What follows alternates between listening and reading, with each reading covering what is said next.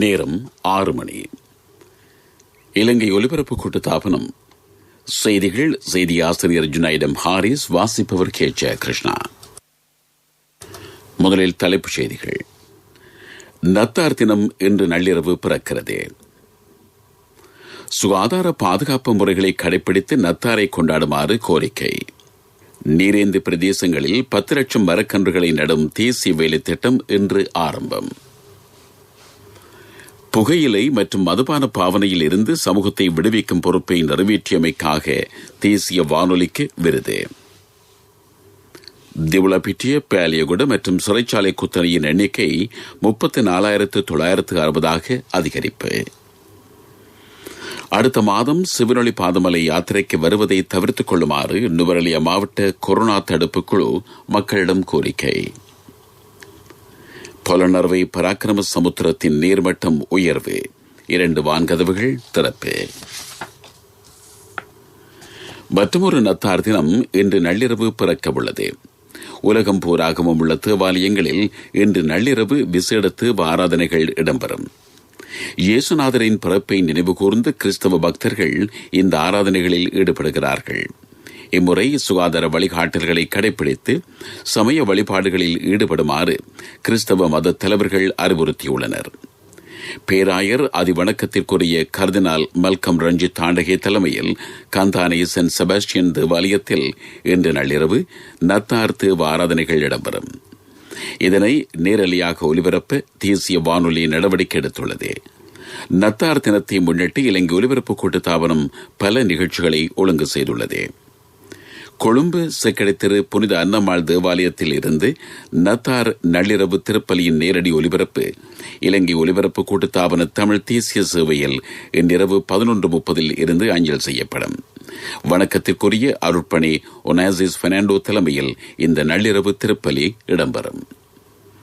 அனைவரும் சுகாதார பாதுகாப்பை கருத்தில் கொண்டு இயேசுநாதரின் சமாதானம் தொடர்பான செய்தியை பரப்புவதற்கு இம்முறை நத்தார் தினத்தில் பொறுப்புடன் செயற்பட வேண்டும் என பொல்வத்த பரிசுத்த நிக்காய மற்றும் தேவ தூதர்கள் தேவாலயத்திற்கு பொறுப்பான பிதா வணக்கத்திற்குரிய நிரோஷண்டி மெல் கேட்டுள்ளார். அரசாங்கம் முன்னெடுத்து வரும் சுகாதார பாதுகாப்பு வேலை திட்டங்களை வெற்றிகரமாக முன்னெடுப்பதற்கு ஆதரவு நல்குமாறும் அவர் பக்தர்களை கேட்டுள்ளார். நீரேந்து பிரதேசங்களை பாதுகாக்கும் நோக்கில் 10 லட்சம் மரக்கன்றுகளை நடும் தேசிய வேலை திட்டம் இன்று ஆரம்பமாகும். பிரஜா ஹரிதாபிமானி என்ற இதற்கு பெயரிடப்பட்டிருக்கிறது. இன்று காலை 9 மணிக்கு நாடு முழுவதிலும் பல்வேறு இடங்களில் இந்த வேலை திட்டம் ஆரம்பிக்கப்படும். அஹலியகுட, தெஹரகுட, கல்புத்தகேன, வவுத்தாவுல்லே பிரதேசத்தில் இடம்பெறும் மரநடுகை நிகழ்ச்சி திட்டத்தில் அமைச்சர் வாசுதேவ நாணயக்கார பங்கேற்பார். 2024 ஆண்டில் அனைவருக்கும் குடிநீரை வழங்கும் தொலைநோக்கை யதார்த்த பூர்வமாக்கும் நோக்கில் நாடு பூராகவும் பாரிய நீர்ப்பாசன திட்டங்கள் முன்னெடுக்கப்பட்டுள்ளன. இதன் மற்றும் ஒரு கட்டமாக நீர் வழங்கல் அமைச்சு இந்த வேலை திட்டத்தை முன்னெடுத்துள்ளது. நீங்கள் கேட்டுக்கொண்டிருப்பது இலங்கை ஒலிபரப்பு கூட்டுத்தாபனத்தின் செய்திகள்.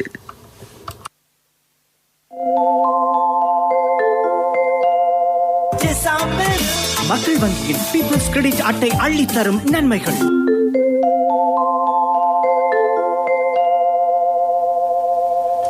பொதியற்ற தேசத்தை கட்டியெழுப்பும் வழிகாட்டுநருக்கான விருதை இலங்கை ஒலிபரப்பு கூட்டுத்தாபனம் பெற்றுள்ளது. புகையிலை மற்றும் மதுபானம் தொடர்பான தேசிய அதிகார சபை இந்த விருதை வழங்கியுள்ளது. புகையிலை மற்றும் மதுபான பாவனையில் இருந்து சமூகத்தை விடுவிப்பதற்கான பொறுப்பை உரிய முறையில் நிறைவேற்றி தேசத்தின் தொடர்பாடலாக தேசிய வானொலி ஆற்றிய சேவையை பாராட்டி இந்த விருது வழங்கப்பட்டதாக அதிகார சபையின் தலைவர் கலாநிதி டாக்டர் சமாதி ராஜபக்ஷ தெரிவித்துள்ளார். நாட்டில் தீர்மானமிக்க சந்தர்ப்பங்களிலும் நாட்டின் முன்னேற்றத்திற்கு அழுத்தம் கொடுக்கப்படும் சந்தர்ப்பத்திலும் தேசிய வானொலி சமூக பொறுப்புடன் செயல்படுவதாக இலங்கை ஒலிபரப்பு கூட்டுத்தாபனத்தின் தலைவர் விஷாரத ஜெகத் விக்ரமசிங்க தெரிவித்தார். இந்த விருது கிடைக்கப் பெற்றுள்ளதை விசேட சந்தர்ப்பமாக அடையாளப்படுத்தியுள்ள அவர் 95 வருட கால பயணத்தில் தேசிய வானொலி இவ்வாறான கௌரவத்தை பல தடவைகளில் பெற்றிருப்பதாகவும் சுட்டிக்காட்டினார். போதையற்ற தேசத்தை கட்டியெழுப்பும் வழிகாட்டுநராக தேசிய வானொலி அளப்பெரும் சேவையை ஆற்றி வருகிறது. விதுள சிறுவர் வானொலி ஊடாக நாடு பூராக்கவும் உள்ள விகாரைகளையும் அறநெறி பாடசாலைகளையும் இலக்கு வைத்து மாதாந்தம் விசேட கருத்தரங்கம் நடத்தப்படுகிறது. சிறந்த சந்ததி போதையற்ற நாடு என்பதே இதன் துணிப்பொருளாகும். போதைப் பொருளுக்கு அடிமையானவர்கள் எதிர்கொள்ளும் துயர்களையும் அதனூடாக அவர்களுக்கு கிடைக்கப்பெற்ற புதிய வாழ்க்கை பற்றியும் சமூகத்திற்கு தெளிவுபடுத்தும் நோக்கில் ஒவ்வொரு ஞாயிற்றுக்கிழமையும் நான் வந்த பாதை என்ற பெயரில் ஒரு நிகழ்ச்சி இடம்பெறுகிறது. சிங்கள தேசிய சேவை CTFM ஆகிய அலைவரிசைகளில் போதையற்ற நாடு என்ற துணிப்பொருளின் கீழ் சமூக மனோநிலையை விருத்தி செய்யும் குறுஞ்செய்தி நிகழ்ச்சி திட்டமும் முன்னெடுக்கப்பட்டுள்ளது. போதையற்ற நாட்டை சிறுவர் சந்ததிக்காக உருவாக்கும் நோக்கில் விதுல லமாபீட்டி நிகழ்ச்சி இடம்பெறுகிறது. இது தவிர சுபாரதி மற்றும் சுகாதார நிகழ்ச்சிகள் ஊடாகவும் போதையற்ற சமூகம் ஒன்றை உருவாக்குவதற்கான பொறுப்பை தேசிய வானொலி நிறைவேற்றி வருகிறது. திவுளப்பிட்டிய பேலியகுட மற்றும் சிறைச்சாலை கோவிட் கொத்தனையின் மொத்த எண்ணிக்கை 34,960 அதிகரித்துள்ளது. நேற்று 579 தொழிற்சாளர்கள் அடையாளம் காணப்பட்டுள்ளனர். கொரோனா தொற்றினால் உயிரிழந்தவர்களின் எண்ணிக்கை 184 உயர்ந்துள்ளது. சுகாதார சேவைகள் பணிப்பாளர் நாயகம் நேற்று ஒரு மரணத்தை உறுதிப்படுத்தினார். தெற்கு களுத்துறை பிரதேசத்தில் 71 வயதுடைய நபர் நேற்று முன்தினம் வீட்டில் உயிரிழந்தார். கொரோனா வைரஸ் இவருக்கு தொற்றியிருந்ததாக உறுதிப்படுத்தப்பட்டுள்ளது. சிவனொளி பாதமலை யாத்திரை காலம் எதிர்வரும் செவ்வாய்க்கிழமை பௌர்ணமி தினத்தன்று ஆரம்பமாகிறது.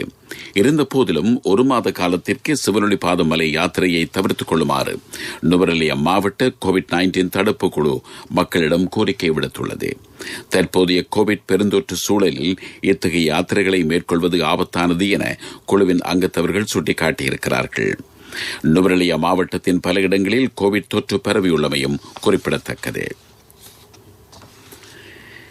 இலங்கை ஒலிபரப்பு கூட்டுத்தாபனம் நாடு பூராகவும் உள்ள விகாரைகளில் ஏற்பாடு செய்திருக்கும் ரத்ன சூத்திர பிரித் பாராயண நிகழ்ச்சி தொடரின் 62வது நிகழ்வு ஹம்பாந்தோட்டை மிரிச்சவல ஸ்ரீ சீல விமல சமுத்திராராம விகாரையில் இன்று நடைபெறும்.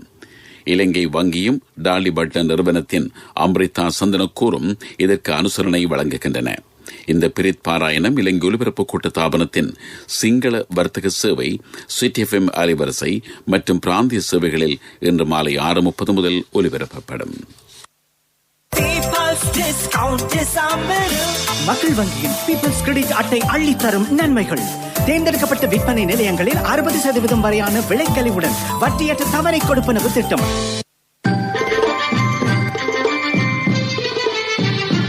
பிரதான செய்தி வழங்குவோர் ஒவ்வொரு வீட்டிலும் இருக்க வேண்டிய வீட்டு வைத்தியர் சித்தாலேப.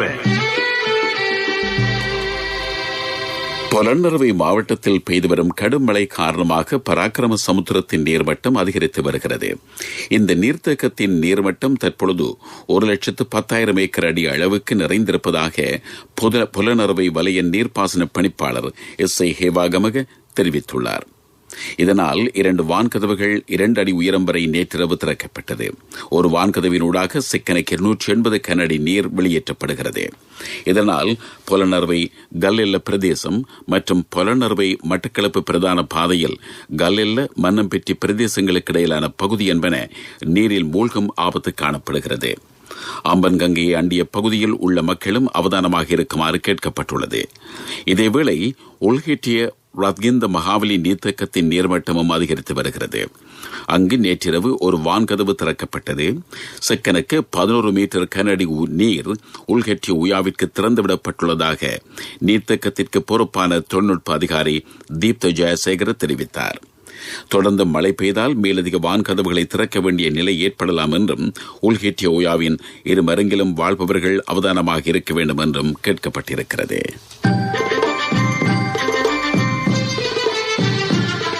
பிரதான செய்தி வழங்கியோர் ஒவ்வொரு வீட்டிலும் இருக்க வேண்டிய வீட்டு வைத்தியர் சித்தாலேப. உங்கள் கவனத்திற்கு தொடங்குட வில்குட பழைய பாலம் கடுமையாக சேதமடைந்திருப்பதால் போக்குவரத்து நடவடிக்கைகளுக்கு தடங்கள் ஏற்பட்டிருப்பதாக பிரதேசவாசிகள் தெரிவித்துள்ளனர். தெம்புவன மற்றும் துடுகல கிராமங்களை இணைத்து இந்த பாலம் அமைக்கப்பட்டுள்ளது. பாலத்தின் நடுப்பகுதி தாழிறங்கியுள்ளது. வீதி அபிவிருத்தி அதிகார சபையின் பொறியியலாளர்கள் தற்காலிகமாக இதனை திருத்தி அமைத்திருக்கின்றார்கள். விரைவில் இந்த பாலத்தை புனரமைத்து தருமாறும் பிரதேசவாசிகளும் தெரிவித்திருக்கிறார்கள். உலகச் செய்திகள். இந்திய நிர்வாகத்திற்குட்பட்ட காஷ்மீரில் இடம்பெற்ற உள்ளூராட்சி தேர்தலில் இந்திய கொள்கைகளுக்கு எதிராக செயற்படும் குப்கார் பிரகடனத்திற்கான மக்கள் கூட்டணி பெரும்பான்மை ஆசனங்களை வென்றிருக்கிறது. காஷ்மீர் பிராந்தியத்தின் பகுதி அளவிலான தன்னாட்சி அந்தஸ்தை இந்தியா கடந்த வருடம் ரத்து செய்ததன் பின்னர் இடம்பெற்ற முதல் தேர்தல் இதுவாகும். இந்தியாவுக்கு சார்பான ஆனால் காஷ்மீரில் சுய ஆட்சி நடத்த விரும்பும் இந்த கூட்டணி 280 ஆசனங்களில் 112 ஆசனங்களை கைப்பற்றியிருக்கிறது. பிரதமர் நரேந்திர மோடியின் பாரதிய ஜனதா கட்சி 74 ஆசனங்களை மாத்திரமே பெற்றுள்ளது. கடந்த நவம்பர் 28 முதல் டிசம்பர் 19 வரை 8 கட்டங்களாக இந்த தேர்தல் இடம்பெற்றது. ஏனைய ஆசனங்களுக்கான முடிவுகள் இன்னமும் வெளியிடப்படவில்லை.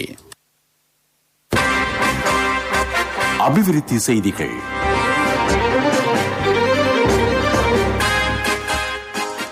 ஆயிரத்து 400 ஏக்கர் வயல் காணிக்கு நீரை விநியோகிக்கும் கல் கமுவ சியம்பலா கமுவ நீரோடை சேர்த்திட்டத்தின் வேலைகள் மீண்டும் ஆரம்பிக்கப்பட்டுள்ளன.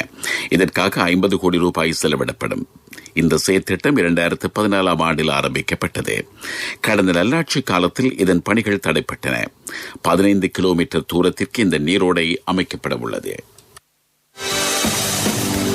விளையாட்டுச் செய்திகள். இங்கிலாந்து கிரிக்கெட் அணி அடுத்த மாதம் 3ஆம் தேதி இலங்கை வரவிருக்கிறது. 2 அணிகளுக்கும் இடையிலான டெஸ்ட் போட்டி காலி சர்வதேச கிரிக்கெட் மைதானத்தில் அடுத்த மாதம் 14ஆம் தேதி ஆரம்பமாகும்.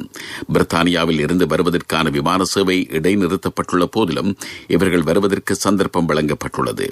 இங்கிலாந்து கிரிக்கெட் வீரர்கள் இலங்கை வர முன்னர் PCR பரிசோதனையை செய்து கொள்ளவும் இருக்கிறார்கள். கொழும்பு சுகததாச மைதானத்தில் எதிர்வரும் சனிக்கிழமை ஆரம்பமாக உள்ள தேசிய மெய் வல்லுநர் சாம்பியன்ஷிப் போட்டி சுகாதார வழிகாட்டல்களின் கீழ் இடம்பெறும் என தேசிய விளையாட்டு நிறுவனத்தின் பணிப்பாளர் நாயகம் டாக்டர் லால் எக்கநாயக்க தெரிவித்துள்ளார்.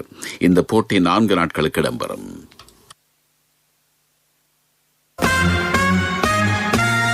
வர்த்தக செய்தி.